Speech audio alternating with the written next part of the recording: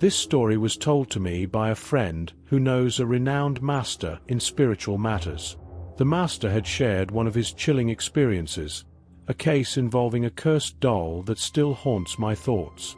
Although it sounds unbelievable, every detail of this story left a deep impression on me, and I still shiver whenever I think about it. Several years ago, there was a family of 4. A father, a mother, and their 2 children, an 8-year-old daughter named Amy and a 5-year-old son named Adam. Adam was an ordinary boy who loved typical boyish toys like robots and Lego sets. He was cheerful, well-behaved, and filled with innocence. However, a simple shopping trip turned their happy lives into a nightmare they could never forget.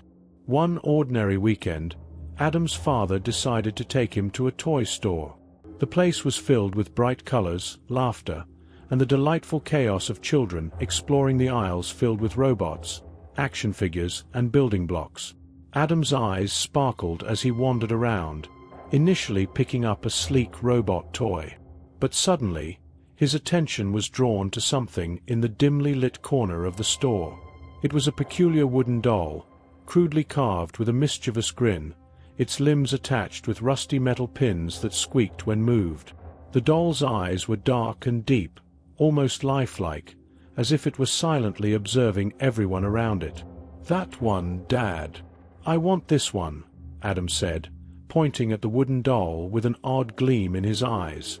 Adam's father frowned, feeling uneasy about the strange-looking toy.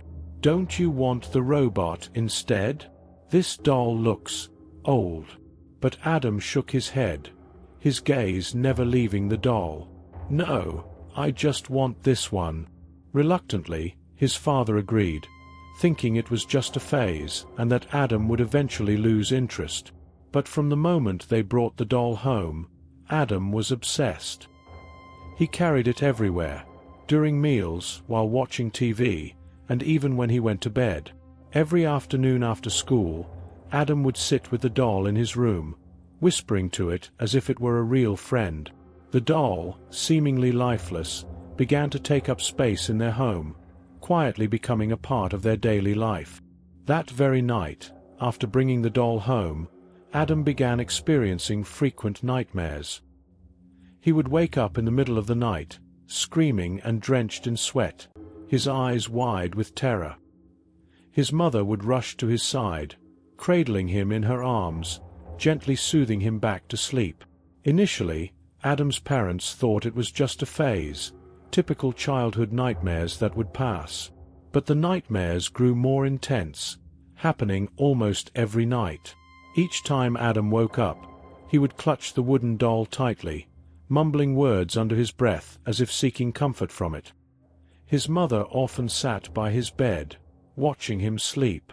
Even when Adam was deep in slumber, his small hand never released the grip on the doll. The sight of her son holding on to the doll filled her with a deep unease. She couldn't explain it, but the longer the nightmares persisted, the heavier the dread that settled in her heart. She would often lie awake, feeling the oppressive weight of something unseen lurking in the shadows of their home. As days went by, Adam's condition worsened. His eyes were perpetually ringed with dark circles, and he looked exhausted, drained of the bright energy he once had. More troubling was how his behavior began to change. Adam became increasingly attached to the doll, refusing to go anywhere without it. He insisted on taking it to school, and when his mother tried to stop him, he threw tantrums, locking himself in his room. The boy who was once so kind and gentle had turned into someone unrecognizable, distant and defiant.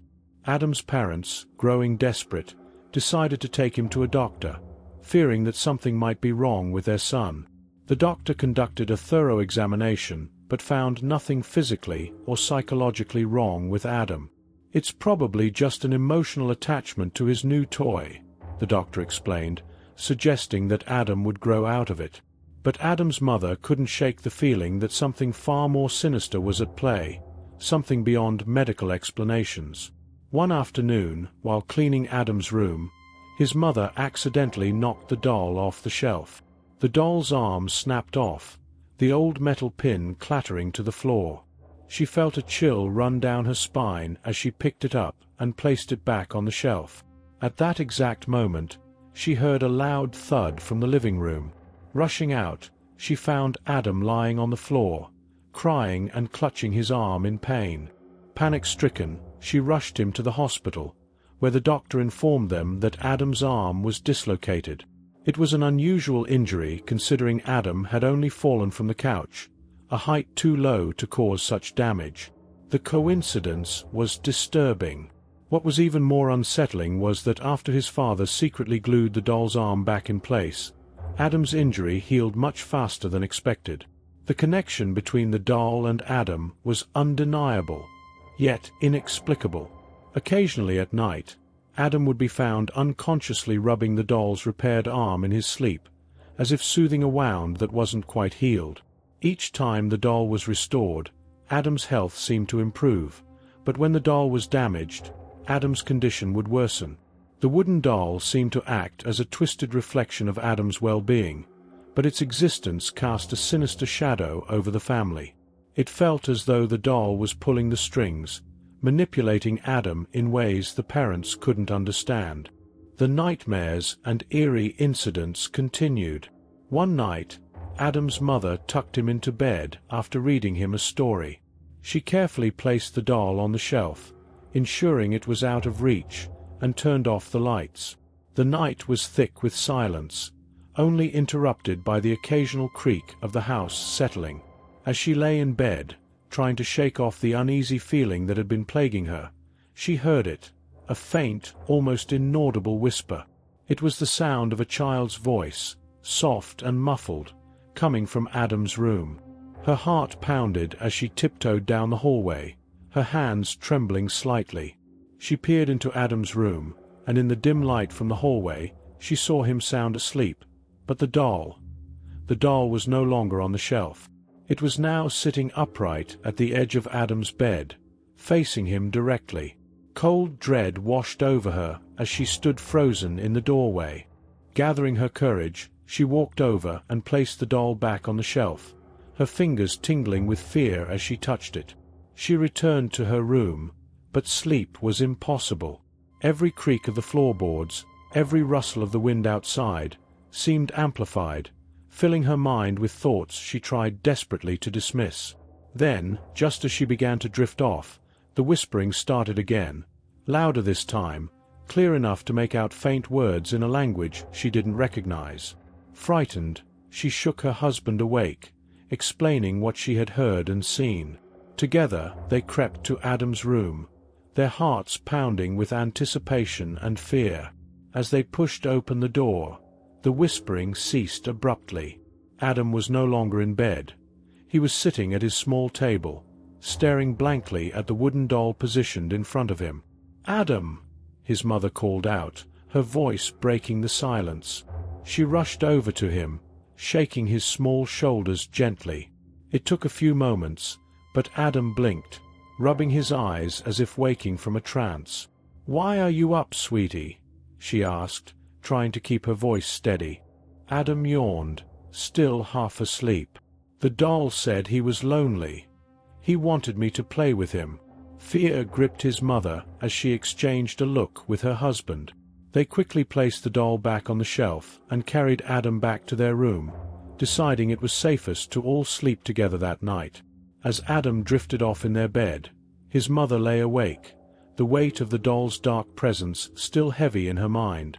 She couldn't help but feel that this was far from over. The next morning, Adam's parents decided they couldn't keep ignoring the signs. They reached out to the spiritual master, hoping he could make sense of the strange occurrences. When they arrived at his place, the master took one look at the doll and shook his head. He then turned to Adam, asking him why he had chosen this particular toy from the shop. Adam, with eyes lowered, said something that sent chills through everyone in the room. "It was the only one that talked to me. It told me to bring it home." The master's expression darkened. He explained that the wooden doll was not just a toy but a vessel for a malevolent spirit that had latched onto it. The spirit's goal was clear. It was trying to possess Adam, gradually taking control of his mind and body. The parents were horrified, pleading with the master to help them rid their son of this evil. That night, the master performed an exorcism. He lit incense and candles, chanting ancient prayers in a low, rhythmic tone that filled the room. The temperature dropped suddenly, and the air grew thick, making it hard to breathe. The doll seemed to tremble on the altar, as if resisting the ritual. The master's chants grew louder, echoing through the small room. As he continued, the doll began to emit a low, eerie hum, a noise that resonated with a deep sense of sorrow and anger.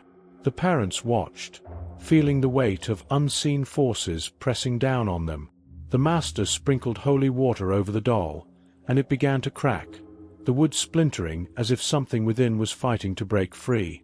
Suddenly, with a deafening snap, the doll burst apart, sending fragments flying. The room was filled with a thick, acrid smoke that smelled of burnt wood and something far more foul, a stench of decay and death.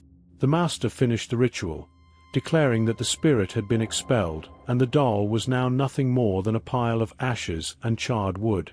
The family felt a sense of relief, but it was tinged with the lingering fear of what they had just witnessed. In the days that followed, Adam's nightmares ceased, and his behavior returned to normal. The household felt lighter, as if the oppressive presence that had haunted them had finally lifted. The doll was gone, and with it, the terror it had brought into their lives. Yet, even with the doll destroyed, Adam's mother couldn't shake the memories of those nights, the whispering voices, the doll's unsettling gaze, and the feeling that something was always watching. Late at night, when the house was quiet, she would sometimes wake with a start, convinced that she heard the faint sound of wooden footsteps in the hall. She would lie in bed, heart racing, listening to the silence, trying to convince herself that it was just her imagination. But deep down, she knew that some things never truly end. The darkness that had once inhabited the doll might be gone, but its shadow remained, lingering in the corners of their home, waiting, watching, and perhaps, just perhaps, waiting for another chance to return. As you've just heard, what began as a simple toy purchase spiraled into a chilling ordeal that almost claimed a young boy's mind and soul. The cursed wooden doll was no ordinary plaything. It was a vessel for something dark, something sinister that used innocence as a gateway. This tale is a haunting reminder that not all things are what they seem. A seemingly harmless object can harbor malevolent forces beyond our understanding. So next time you bring something new into your home, especially something old, strange, or out of place, remember Adam's story. Are there unseen forces at play, watching, waiting, hoping to be noticed? We never truly know what's behind the objects we let into our lives, or what they might want from us. Do you have a story of your own, an experience that's left you questioning the safety of your home or the objects within it? Share it in the comments below. And remember, sometimes, the things we cherish most might just be the things we should fear the most. Stay vigilant, and beware of what you let into your life, because you never know what may be watching.